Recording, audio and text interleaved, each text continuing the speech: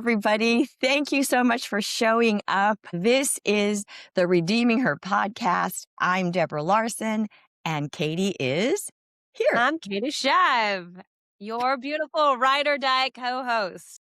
Absolutely. And we are so excited about today because there's so much that's moving quickly and shifting. And I think both of us, Kate, you and I both, are just on this anticipatory journey of now something cool is right on the threshold. And we're both stepping into it in different areas, but it's neat to come together and then share it with you because that's why we're here. I heard somebody say, couple weeks ago, I'm only doing this out of obedience. This isn't my favorite. And I'm like, Was that me or was that you? Because I no, feel like that could probably be both of us. no, he was doing it teaching. And I'm like, obedience is good. It is. But I decided I want to find the joy in it and enjoy the journey and not just make obedience a drudgery. And so I really felt, checked in my heart, hey, let's get this party started and let's have a great day. So Yeah. Katie, tell me what's going on with you and then we'll dive in. Yeah, it's been busy. Just business has been really wild and busy, learning a lot of stuff with AI, juggling kiddos and all the things. So well, it's kind of a random Montana tidbit, but it was like in the high 60s, low 70s the other day. Then we got a snowstorm. We got like our third largest snowstorm of the winter. And then the very next day, I was mowing my yard. It just feels a little bit bipolar. So I'm ready for spring and summer up here. Wow. Yeah, we have some crazy weather too, but we had a rainy day and I made soup and I worked Ooh. inside and I thought, that goes together. I'll cuddle up, get some work done, and it's just been enormously productive. We had that yesterday. It rained a lot yesterday and I made pasta for dinner. And I was like, I'm really grateful that we had a super mellow winter. I probably would have gained a few extra pounds if it was just warm, like cold weather and I ate sourdough and pasta all winters. But yeah, sounds like we had a similar food themed day yesterday. Yeah, it is. So, okay, we're going to dive right in. We thank you for letting us chit chat. Sometimes this is the only time we talk anymore. We're so busy going back and forth, and we love including you in it because we want to be authentic and be just like you. We all have a life, we all have things going on. So, thank you for taking your time and joining us today. So, this morning, before I got up and got started, I really wanted to set my heart at a tone and an emotional status because to me, that shifts how I speak. It shifts how I look at my day and it looks how I interact with other people. And so I'm going to ask you, I'm going to tell a little story and then I'm going to ask you a question. And Kate, I'd like you to answer it as well. So have you ever stood at a door of something that you just couldn't take the next step? Like you just couldn't go over the threshold and go see what the next piece was. I don't know about you, but I did it just this weekend and I'm like, this is way too fresh. Have you ever done that, Kate? Yeah. I mean, I could say probably in a platitude. I feel like I've had to do that with a lot of things, especially recently. But yeah, on a technical level, I mean, a few years ago, I've shared part of my story of just hitting professional burnout in a corporate career. And I quit with no backup plan. And that was probably it was intentional, but it was one of the scariest decisions I made because I had basically cut all the strings to my safety and my security and was like, okay, I'm taking a leap. Like, I can't ignore the signs of what the Lord has been putting in my heart and I'm going to do this. But it was absolutely terrifying. And it took me a while to get into the next step. Absolutely. I think all of us, and I'm sure many of our listeners could pull up their story and share the same thing. And please give us feedback in the comments. We would love that. I asked that because last weekend, I was at an event and this speaker had us go on this emotional, physical, and spiritual kind of assessment of ourselves. I used to call that a checkup from the neck up, Yeah. But that didn't include the heart and the emotions. So sometimes it works that way. But, something came up inside of me when I did that and I couldn't shake it. And so he gave us time to pause and reflect and that kind of thing. But I just pushed it away because I got nothing. Like I just got nothing. And here I'm like, okay, I'm asking the Holy Spirit. I'm waiting for God to drop a note or memory, a flash or something. And I got nothing. And so I went to sleep and I woke up the next morning and then there it was again. And I'm like, well, I we're dealing with this. So I sat with it as long as you could sit before you could get ready to get out the door because you know you've got to keep going. And so I started asking myself my own questions. And then I just remembered, gosh, ninth grade. Who wants to remember ninth grade? No. We're a little bit beyond that, but I remember ninth grade standing in front of my speech class, the paper in my hands, and I'm just shaking. You know, I'm like, that is just Mm. stupid.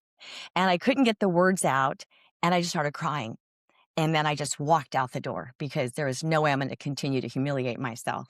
And I wasn't as outwardly spoken or an extrovert as I am today, but I remember that. So I'm like, okay, so what was this? Like, I don't understand. Why did that rise up now? I'm not speaking today. I'm not doing these things. And he said, it's the root. I'm like, what's the root? And it had to do with my emotional vulnerability. Okay, that is a scary word for me. And I don't know why it's scary because I'm not afraid to share things of my life. But when I began to pair the moment with my emotional bank, that was scary.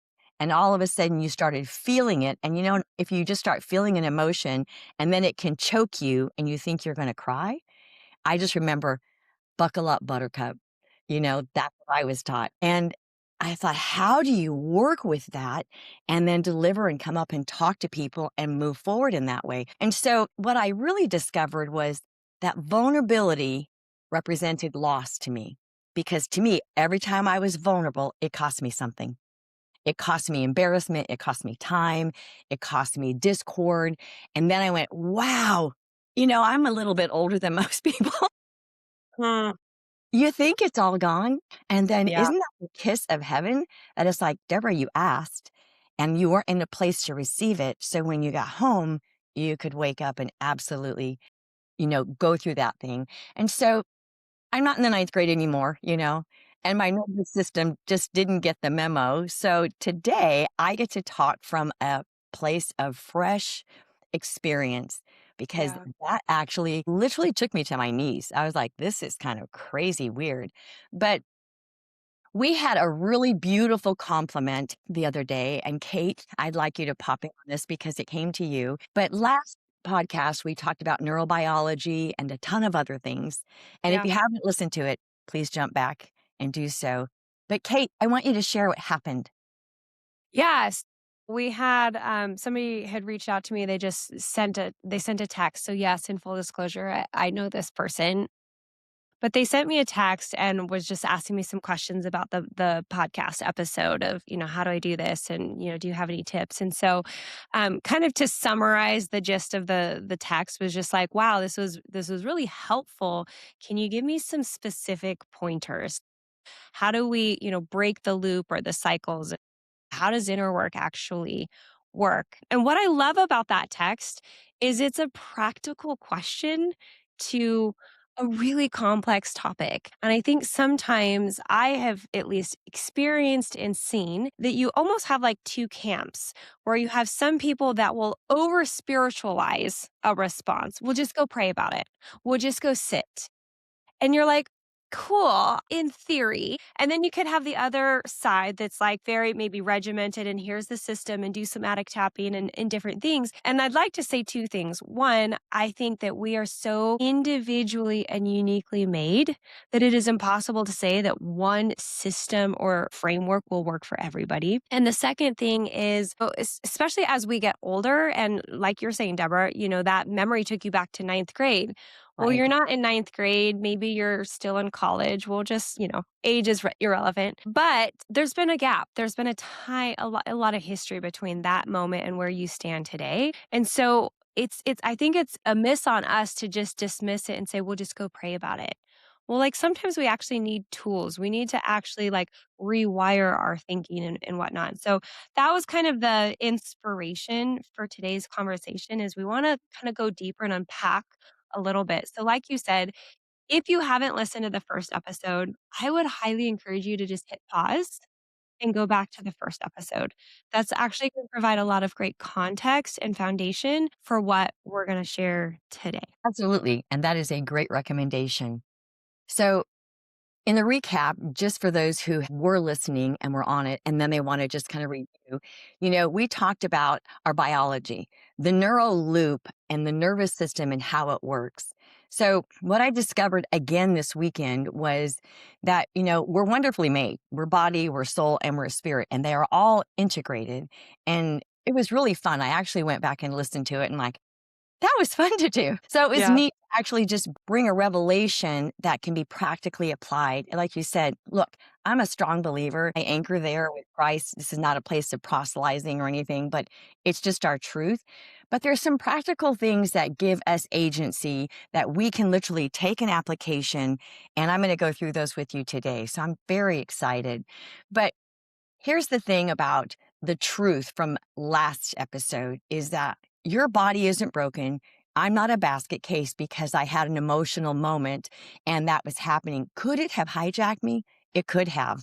But we have a nervous system that literally is set in automation. I always call it instead of the autonomic nervous system, I call it the Mhm. automatic because most people, it's automatic. You don't get to intercept it. It reminds me of like, when you go to the doctor and they take that little tool and they tap your knee and it just knee jerks without you telling your knee to jerk.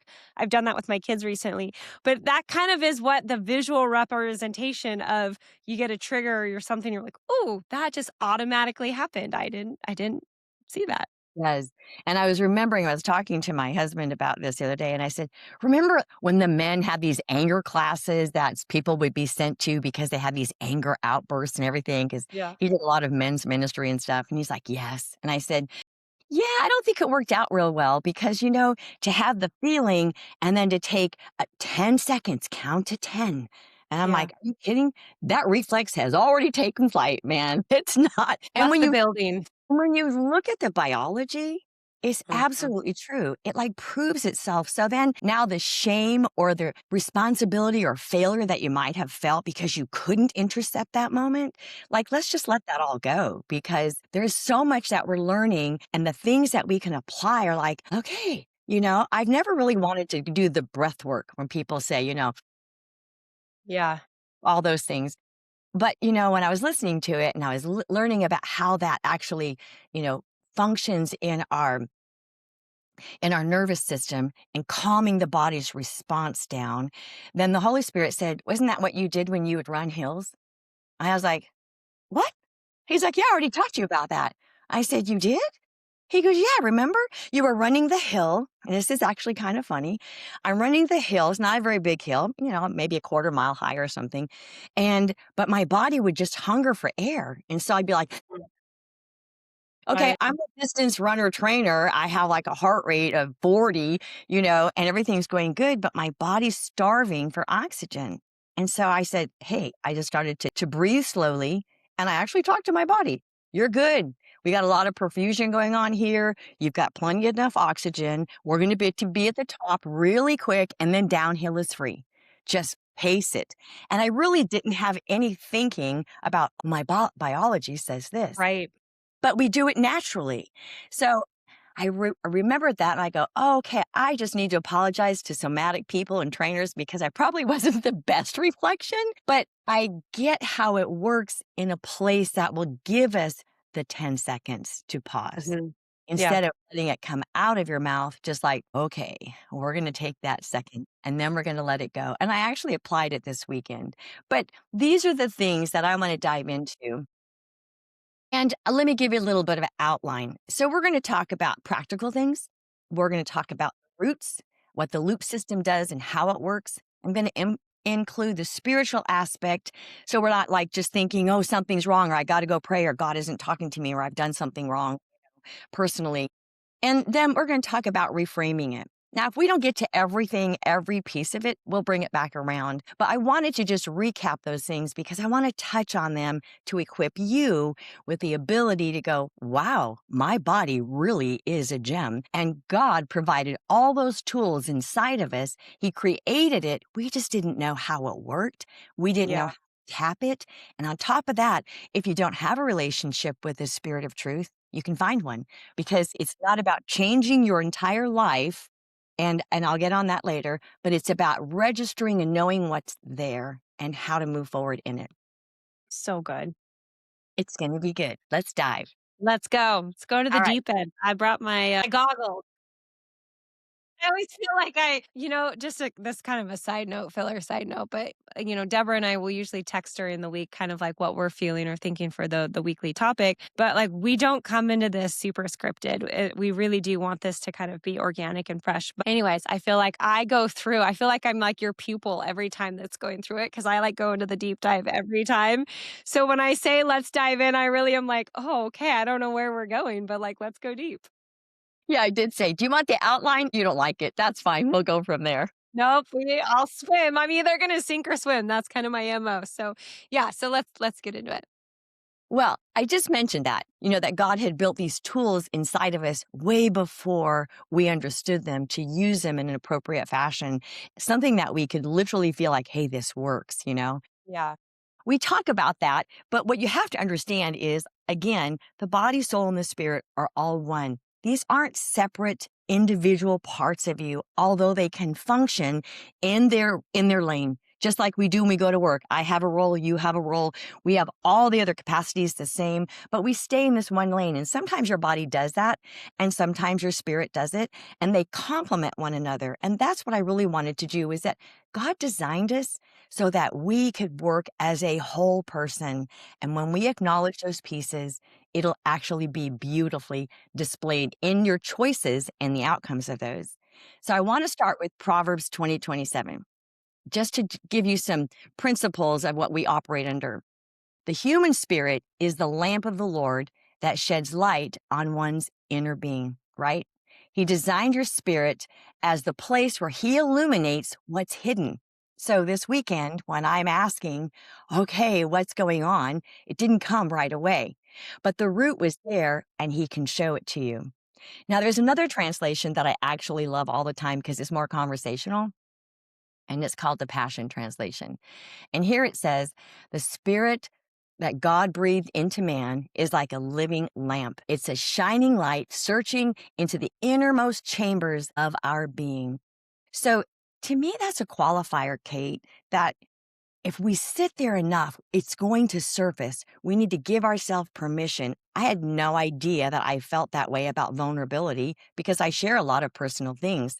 But as I said, when you put that together with the emotion that's fresh, that's a Mhm. little bit nervous for me. And so, wow, I'm glad I found that out and now I know how to work through it. But what I also want to tell you, because this is a little controversial in some of different denominations, and that is that the gifts that God placed inside of you are for every one of you. Believe it or not, he had something he wanted to give to everybody. He wasn't controlling choice. He wasn't making you a clone. He wanted to give you identifiable differences, but the same faculty to be able to work through it. And he honors that in your life. So Romans Good. 11:29 says that the gifts and the calling of God are without confession. Now, in our churches, it says, and we have aligned that with forgiveness, changing how we believe and who we serve and what we do, and I'm not negating any of that, but I want to put the fire out before it gets spread. So that means that the believer and those who don't believe the same, we all have access to the same tools because the rain falls on this land and this land. It falls on both of us, for all of us, because he designed us with a capacity of self-awareness. And we can pause and take that time to do some healing, even if it doesn't happen in the instant. But we don't have to be converting to serve my God for you to tap those resources. I just want to make that very plain. Some people are like, well, I have to do this or that. There's no performance here. He put it in your body. We're bringing it to the light so you can access it. Now, I will say, if you really want to go shortcut, talk to the Spirit. He'll give it to you and it'll move a lot faster. So I'll Mhm. just leave that on the table. So wild to me. I mean, when you really kind of strip away kind of the religiousness of it, just that verse. I mean, I've grown up hearing that verse. And, somebody once told me, it was a pastor I once heard. He was like, "Well, yeah, when you think about it, like, he gives these gifts and it's not just like you're saying, favoritism of, oh, now you're a follower, so now I'm going to give you this gift. You've earned it, right? Like Right. gives that to us regardless of our choosing him or not. And so the example that this pastor had shared was he goes, look at the Beatles, for example, or look at any, kind of famous, really gifted, talented. I mean, you could apply this to athleticism, and all kinds of different things, right?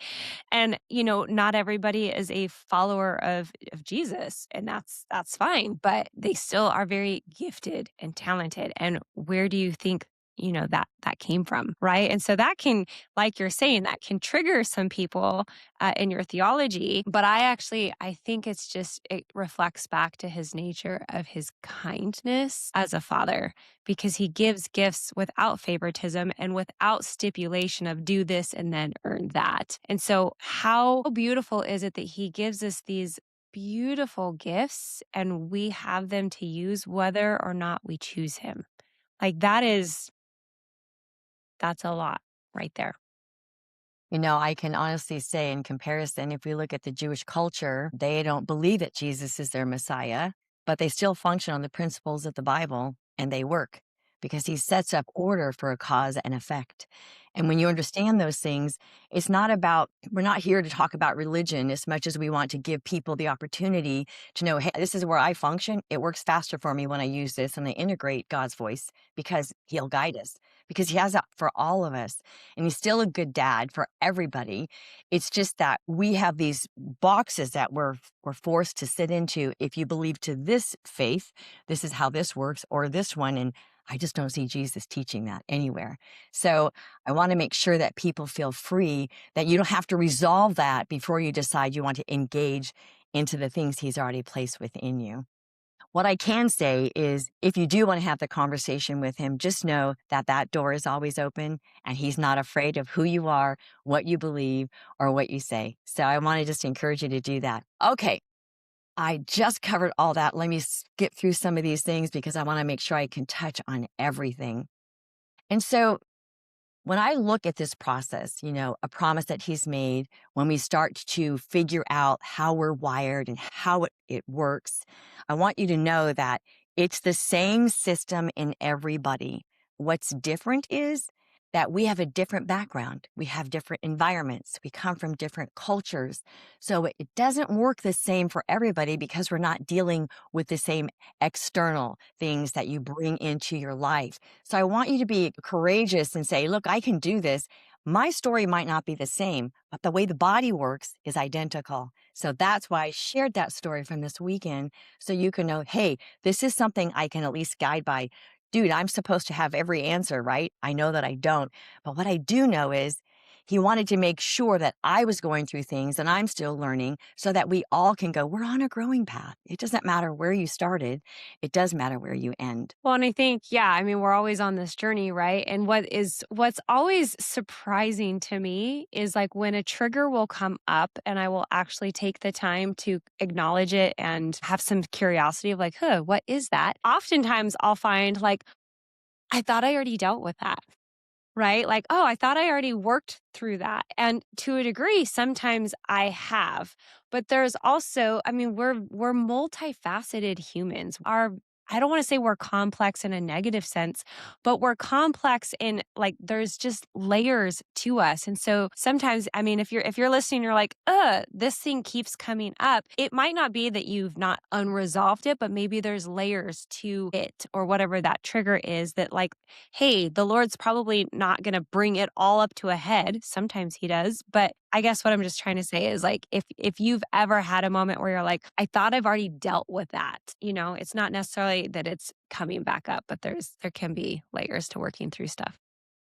Well, and the truth of the matter is the way the body stores all the memory is not linear. We think it goes from 8th grade or 8 years of age, Right. 12 years of age. It's literally a stack. The first one goes on the bottom, then the second one will be recorded like this. So you're looking at a vertical healing, and we're just experiencing this right up here, but yet it's triggering the very, very origin. Okay, it's been a lot of years since I've been in ninth grade, and here I am at retirement age, if you would, but it's going back there, not because I ignored it or I didn't address it.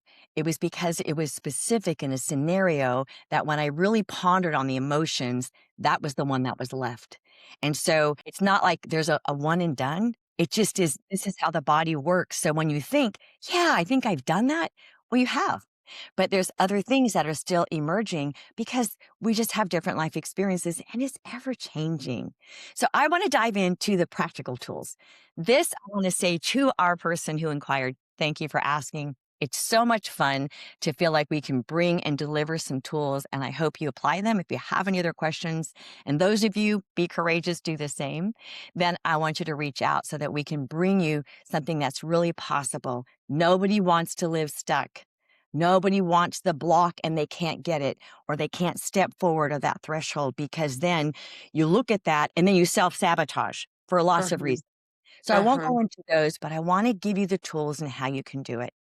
So the other morning, and I think I said this last week or something, you wake up grumpy. You don't know why you're grumpy. It's a state, there's a mood thing. It's like, how did you go to bed? What movies were you watching and what Yeah. conversations were you having?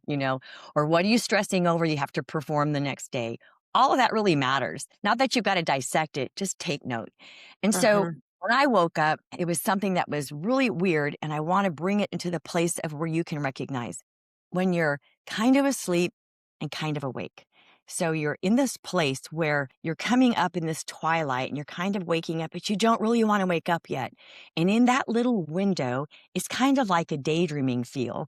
And so that is when your triggers are literally going to rise to the top. Things that you haven't dealt with.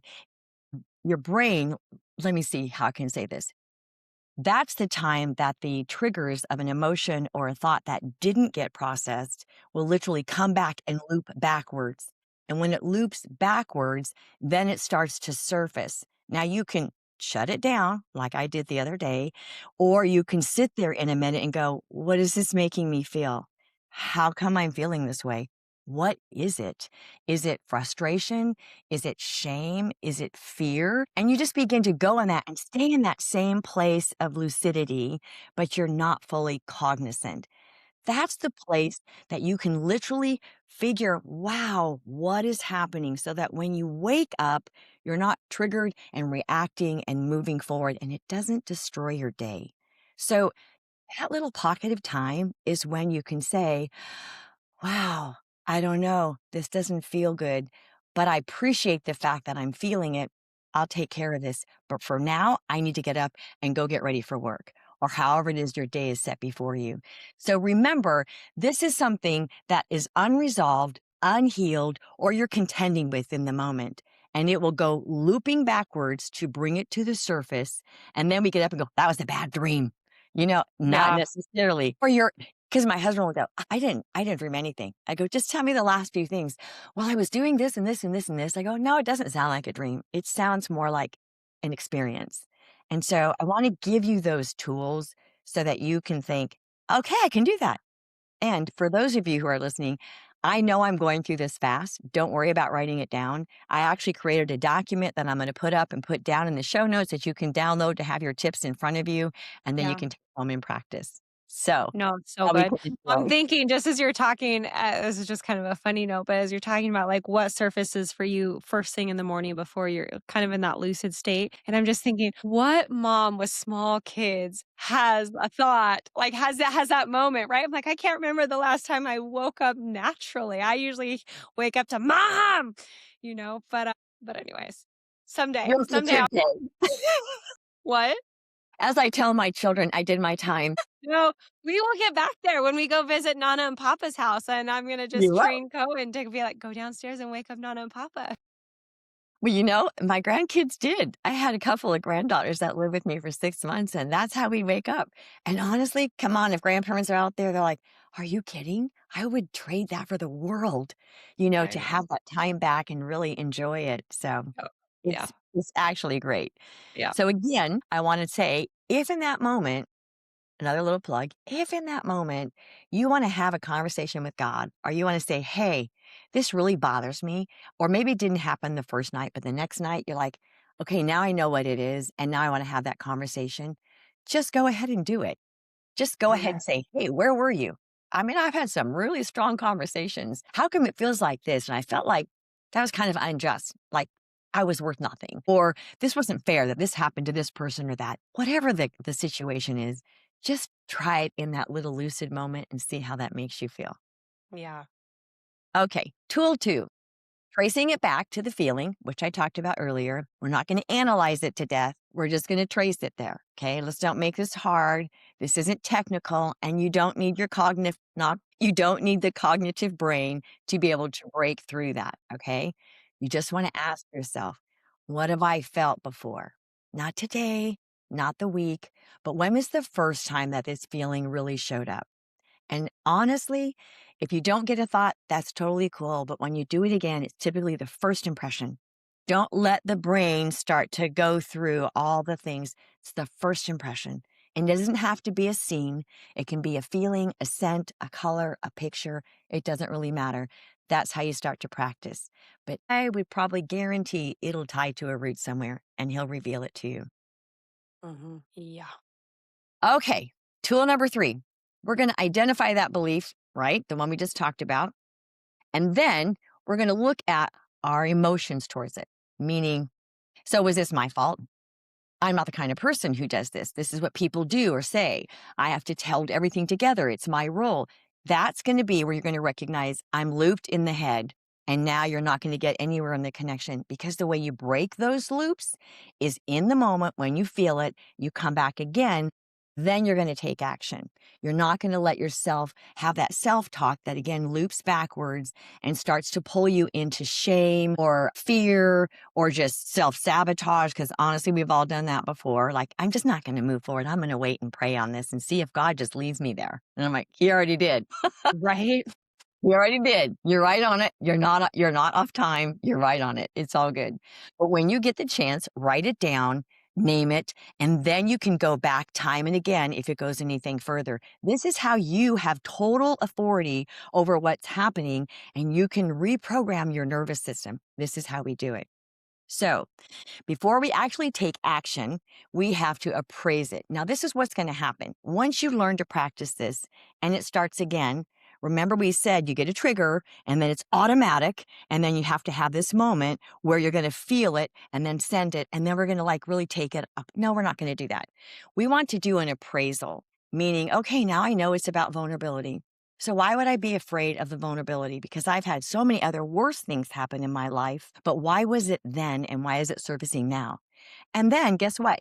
Your head will literally take you to an answer because your nervous system is wired for two things: survival and efficiency. The way it works to make sure you're safe, you're equipped, and you're doing things with efficiency. Efficiency means he's going to say, do you really, you're going to think, and this is what people do say, you're going to think, why am I talking to myself? But you're Mhm. really not talking to yourself. It's like your nervous system is saying to you, do you think that's a really good choice? And you Yeah. think you're having a conversation, but you are, because the nervous system actually can run those thoughts by you. It's not a devil. It's not even sometimes the Holy Spirit. Sometimes it's just you. Yeah, because his goal or her goal is to make sure that you are safe. And hey, let's not get distracted here. The best way you can do that is by literally changing the emotion and moving in a different direction. And the way you do that, this is how I've done it. So I'm kind of running through this quickly is I'll be like, I'm going to set a goal today. My goal today is I'm going to finish these pieces. I'm going to get this done. And then at the end of the night, I'm going to finish in my journal and write some thoughts down. So that'll be my goal. What you've done now is you've given your nervous system a job, Mhm. a task. So now you're cognizant, right? Your frontal cortex, that's what we call the executive decision making part of your brain. That part of the brain will literally go, I've got a job. All right, let's do this. How can we do this efficiently? And then you're going to task it elsewhere which then it keeps the other part of your brain, which is the hypervigilant, the sensory part, the surveillance team is kind of calmed down so that now your nervous system can bring you on task. This is why people go to work. This is why people go to the gym. This Yeah. is why people go, I can't do this, so I'm going to do this. This is how you're wired, people. Like, this is not a difficult thing, but it's kind of cool to know I could literally sit there and wait and hear, and your brain will help you redirect and bring you out of the hijack, if that makes itself clear. I don't know, Kate. Is that clear? No, it's good because yeah, I mean, I've had many conversations with myself and at times where I'm like, God, I feel like I'm talking to myself. And I kind of just dismiss it like, oh, I feel like I'm crazy. I'm, talking in circles or whatever. But I actually haven't really considered it in the way that you framed it of, it's not always the enemy in air quotes if you're not watching. It's not always, negative self-talk or it's not always God talking to you either. Like you're saying, actually, sometimes it's yourself that's like, hey, is that a good idea? I think we always just kind of say it's this or that. I do think that the influence is good, but I think what I'm trying to express here, forgive me if it's so fresh, and that is that he wired you to be able to do a self awareness. He wired your brain that has packed down all the memory, the stuff that you've learned, the things that are really working for you. And when you're struggling in that moment of being hijacked, or hijacked meaning your emotions run aloof, or your emotions get shut down, or we pull back, that doesn't bring you forward. So that's not survival. That's not thriving. That is survival. And that's not where you want to be. So the efficiency would be, I think that we should try it this way. Why don't you take a break? Why don't you go around a block? I think you shared with me a while back, Kate, that you were taking an hour and walking outside to be in the sunshine on your lunch hour. And I need that because I work for myself at home and I need to get outside and go do it because it just gives me a good reset for the rest of the day. Yep. Sometimes we need that. Yeah. Yeah, for sure. All right. Now the next one is finding the root. This is a place that you can actually go to. This is the loop that is the symptom. So the root has a loop. It is always recorded by an event that happened in your life. But every loop is going to reveal a symptom. It was vulnerability, the emotions that rode. It was risky. It felt like I was going to be losing something or something bad would happen. But the root is the event. So this is how you can manage a loop. It can be there all your life, and you can do breathing exercises. You can journal, you can do therapy, and definitely you can talk to God. But you can still find yourself back in that same place because you didn't have the tools to work with. And may I say this, that sometimes in seasons, what worked in this part of your life, those tools aren't going to be applicable in this season of your life. Not Mhm. everything is going to be a Phillips head screwdriver and you can use it because then you show up and you go, oh, they've changed the whole thing. It's not even, what is that? Is that a star? Oh, I have Yeah. to, right? Yeah. So remember, life evolves, and so do the events in your life, and so is the processing because you're growing, you're maturing, and you're getting breakthrough. If you feel like you're not getting breakthrough, go back to the beginning and find the symptom, and then you start over. Thus, I'm going to have the download for you. Gosh, I But mean, I it's like think that's so it's not simple, but it is. Like, I don't know if it that is. makes sense. Like, it's kinda you hear that and you're like, yeah, like, I think we can kind of overcomplicate things of like, oh, it's gotta be 10 steps and this and like it's simple when you really kind of look at the framework of what you're talking about. And I'm not Working through it is another thing, but like looking at the tools and kind of the framework, it's not complex. It's not. I do want to say that I'm not disregarding or disrespecting those who've been in enormous trauma. And there are some other things that are embedded with that. I fully understand it. I've been there, done that, lived it. Sometimes it still comes back. So there are some things that take a longer journey, but the same process is the same. Recognizing how you can interrupt that nervous loop, right? So in practicality, when that, let's say we're in lucid and we're dealing with all this and we're waking up and all of a sudden that motion arises, then you're like, wait, I know where that came from. we're going to write this story because I'm not that person anymore. That didn't happen. I understand that. And guess what? I'm going to take care of it. So when you're being honest with yourself, then you can say, what was the decision I made on that? Maybe I made a vow. Maybe I said, I'm never going to ever show up like that again. So these are the little steps that go forward. It's again, not a one and done. It's not hard. It's just practical. So when it comes up, how do you change the narrative of that loop? I can make up a story. I can tell myself, I can do mindsets, I can speak positivity. All that has a place and a time. But when you're dealing with memories recorded in your nervous system, it doesn't work that way because it's not going to just write this down. You want a new inscription that overrides the old. It's not because I have a will to do it. It's because I'm working through a process to go, hey, this is good. It's all done. You're not there anymore. And then you begin to speak life over you, and your spoken words will change how your nervous system will re record that message. That's powerful because yes, positivity. Yes, I can. And I'll tell you the truth is when you integrate the spirit and the spiritual component, then your spirit is hearing, the God spirit is speaking, you're delivering the word, and the creation happens much faster because the spoken word, like the breath of God, will literally shift that inscription on your nervous system like that.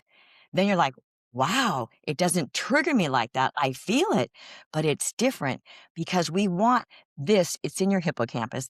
We want this to be written down so I have a new narrative, not a pretend one. Isn't that powerful? I mean, I don't know. I get fired up listening to some of this stuff just on a nerdy level, but when you just took it back, I'm like, God, he literally thought of everything. He thought of everything. Thought of everything, and he Yeah, designed us in a way. I mean, it's like you're fearfully and wonderfully made, and it, he did. It's like he thought of everything. he did. And here's this, we got Old Testament, New Testament. So Isaiah 61:3 says this, he exchanges beauty for ashes. He does Mhm. not sweep away the ashes, he transforms them.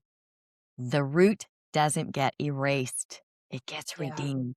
Yeah. That's the whole thing about redeeming her and him, actually. But redemption means he knew we are going to make mistakes. Things we're going to get snagged here. We're going to go off this GPS system and end up in somewhere in the desert, you know. I mean, those things happen in our lives. We don't get to have control over everything in our culture and in our families. Mhm. However, the redirect is better than any GPS you'll ever have on your phone, I promise you. Yeah, the you are off course. Correct. Turn around. You're like, "Okay." We should put this ominous voice of God on there, like God is speaking to you, just for fun. Yes. But you'd get a kick out of it, actually. You know, when we look at that and we do that intercept, when that memory starts to do a reverse loop, we're like, well, no, no, no, no. This is what I discovered. This is what God says. This is how the future is coming. And so that root becomes uprooted, and now we have the new story. So the bigger thing is, it's not a willpower thing. It's not a struggle with trying to put all these pieces together. It's a feel, an assess, where did it come from? Wow, I need to sit with that. Then you come back, write it down. Don't make it hard and don't take 2 hours on it because then you'll overdo it. You'll get way more confused because I'm trying to make it simple. There is biology, and I geek out on all the science and the physics of that. But I want to make it tangible so people can do this because being stuck feels like you're just chained to death, you know, like I never want to camp there anymore. Yeah. So, also remember that if you are praying or journaling things, those things surface too. Take note. Take note. There might be a couple of things. There might be a tag team. Maybe there's three things and you only felt one. So keep pressing through. I think it's a great thing. So I want to make this as simple as possible. And again, if there's other things or clarity, feel free to write that down. We do take note. And you don't have to do a private text. We would prefer if you actually put it in the show notes or in YouTube and just make a comment so that we can go through those and make sure that we're being clear on what we hear and how we want to help you out again. This isn't about, we're not making money on YouTube. We're not looking at this for an income. It really is a choice of obedience. And it really is out of a heart of love. And that's why we're doing this because we both have different jobs and things that we're doing. And this is a great thing. Mhm. Yep. Okay, now you got an inscription. Now you have a new story. And how do you reframe how you hear it? Right. So there's a lot. We did a bunch early on in the podcast. You can go back to the beginning. It talks about reframing, about reclaiming it. And that is the part of redemption is you get to actually write your next story. You get to write what you choose forward. And the stuff from the past doesn't have to be what's pushing you there. So when you frame it that way, it's about feeling like this is real and I am capable and I can do this and I can step over that threshold and I'm going to soar because I have always wanted to skydive. Not really, but that's just an example. So Yeah. I'm going to get ready and I'm going to go skydive. And so those are the places of freedom, right? Like my granddaughter did it. I'll never forget. She jumped out of that airplane. I'm having an anxiety attack watching the video. Right? She's like, yeah. Don't know where she came from. Emily. It is Wait, was it Emily. Emily or Lily? Yeah, it was It Emily, was right? Emily. It was Emily. She's like, I'm doing this again. This is so much fun. I think it was for her 18th birthday or something they sent her out. But I'm watching her like, pull it, pull it, pull it. Yeah. Yeah. So you get to explore those kinds of things and be free knowing that he's going to catch you. Now she had some safety things and she had a guide with her, but that's how the spirit works. I'll jump with you. I'll be there with you. It's not going to be a hard landing. It might just be something very cool. Right. And so I want to just talk about and close in this about the reframing that, the Bible says in Romans 8:1, there is no condemnation. If your loop runs on shame, that record can be updated. Right. Yes. So Yeah. we don't have to keep shame. Psalms 34:18. The Lord is close to the brokenhearted. Okay, I'm real dear to that scripture. I fully get that. But if your loop runs on abandonment, that record can be changed. Mm. See, I want you to see that his heart has already been there. He's got all these things in place to comfort you, to draw you, to give you safety. In 2 Corinthians 5:17, the old is gone and now the new is here. This is not just salvation language, people. This is the nervous system language. The old record doesn't have to keep firing. It's all in the application and how we go forward with that. Life and our journey should be spiritual, should be emotionally filled because we get joy and we get expectations and we can just rejoice and just be grateful for everything in front of us, or we can be stuck in the mire and sludge and still trying to break out of it. But Mhm. the bigger piece is that when you finally get free from it, you get to move forward and you get to rewrite the future. And I really want to encourage you on that because we're healing from the bottom up. It's not linear. And we get to choose the next step forward. So good. And I love how you bring in like the scripture, which like actually, gives us kind of the roadmap of like what reframing is. Because I think a lot of times you hear people just say, it's almost more of a mindfulness approach, or, maybe you're just trying to pretend yourself like it never happened, or, you're forgiving it before you're ready, or you're telling yourself something positive to try to counteract. Like that's not reframing. Right? Like that's not it. But what it is, like you were just talking about, weaving in those scripture of like, when you look at Romans where it talks about renewing our mind, Jesus calls that repentance, right? Like we renew our mind, like we repent and go the other ways. Anyways, I so appreciate how you've taken something that is really complicated or can be multifaceted. And just, listening to you today, it's like you've made this so simple. It's simple and it's not. I don't want to dismiss it. It's just that easy. This isn't like the 6-minute ab workout for neuro reframing. But when you recognize the patterns, when you look at the tools that you have, and then as I always say, like, don't go on a hunt for your triggers. Like, don't go trying to dig Oh, they'll stuff up find you. intentionally. Yeah, they'll Yeah, find you. they'll But find it's like, you. okay, if a trigger does come up, if you have the knee jerk, right? Like we talked about in the beginning, okay, give space, whether that's like, I'm going to pencil this and I'm going to revisit this in the morning or before I go to bed, but give space for like to sit with that trigger. But, you don't have to stay stuck. A lot of what you shared today are super practical tools to like actually help you process through that. And then again, it reframes and rewrites where you are today moving forward. So, like, there's victory and there's hope. There is. And I was reading the other day about how much he loves us and just experiencing that. Sometimes I hear that and then I need to sit in it because I need to feel it. I need a refreshment, right? So I want to close with this because I know we talked about tools and sequences and reframes and all those things, and they all work, but none of it works the same without him. And I have to be honest, I wouldn't be a good host. I wouldn't be a good friend if I didn't tell you, let me tell you, I've been through some tragedy. And if it weren't for that stability that I knew that he was with me and for me, and I worked that out too, right? And getting to that place, I don't think I could have literally survived that. I've said that several times, but I really mean it. And I'm actually pretty good at moving forward. But I have to tell you that he's with you all the time. He's not just with you during the healing process. He's not applauding when you finally get there. Yay, good job. Like you're cheering on running a race and crossing the finish line. He's in the process. He is in the route. He is the pause between the trigger and the response. That's really important. And when you can feel him with you, you can take that breath, you can recognize the moment, you can trace it back and know that he is pulling you forward because physically he wired you that way, spiritually he's wired you the same way. So you were built for this.